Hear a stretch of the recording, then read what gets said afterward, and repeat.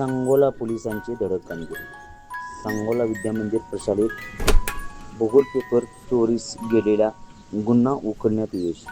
मंगळवार दिनांक 17/3/2026 रोजी सांगोला विद्यामंदिर प्रशालेत कस्टडी रूममध्ये ठेवलेले इयत्ता 10वी बोर्डाचे परीक्षेचे पेपर अज्ञात इसमाने चोरून नेल्याबाबत सांगोला पोलीस ठाणे येथे गुन्हा दाखल करण्यात आला होता.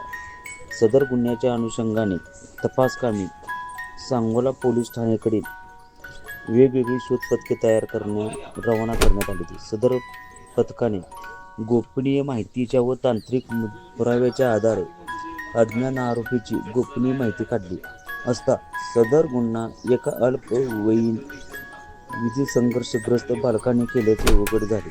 सदर अल्पवयीन बालकाकडे त्याच्या पालकाच्या समक्ष सविस्तर चौकशी केली असता त्यानं गुन्हा केल्याची कबुली दिलेली आहे.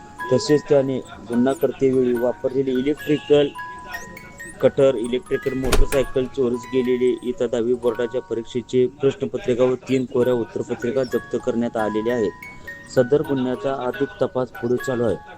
श्री सुनील फुलारी, पोलीस महानिरीक्षक कोल्हापूर, परिचारक अतुल कुलकर्णी, पोलीस अधीक्षक सोलापूर ग्रामीण प्रीतम यावलकर, अप्पर पोलीस अधीक्षक सोलापूर ग्रामीण बसवराज शिवपूजे, उपविभाग पोलीस अधिकारी मंगळवेढा यांच्या मार्गदर्शनाखाली संजय जगताप, पोलीस निरीक्षक स्थानिक गुन्हे शाखा सोलापूर,